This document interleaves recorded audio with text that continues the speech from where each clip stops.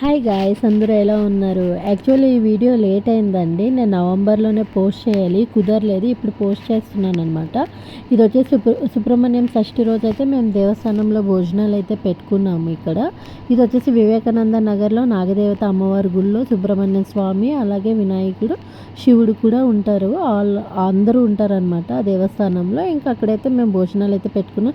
Every year కన్నా ఈ year అయితే చాలా బాగా జరిగింది. ఎందుకంటే ఈ ఇయర్ సుబ్రహ్మణ్యం షష్ఠి కాబట్టి సుబ్రహ్మణ్య స్వామిది కళ్యాణం అయితే జరుపుకున్నారనమాట. సో ఆ కళ్యాణంలో అయితే మేమైతే కూర్చున్నాము. ఇంక ఇది అయిపోగానే స్టార్టింగ్ గుడికి వచ్చేసాం. పొద్దున్నే ఇంకా రెడీ అయిపోయి ఇంకా 108 కలసాల చెంబులో బియ్యం అయితే వేసి దానిపైన కొబ్బరికాయ పెట్టి ఇక్కడ నుంచి ఈ గుడి నుంచి 500 మీటర్స్లో కనకదుర్గమ్మ అమ్మవారి దేవస్థానం అయితే ఉంటుంది. ఇంకా అందరూ ఒక్కొక్క కలసం పట్టుకుని ఆ గుడికి అయితే వెళ్తున్నాం అనమాట.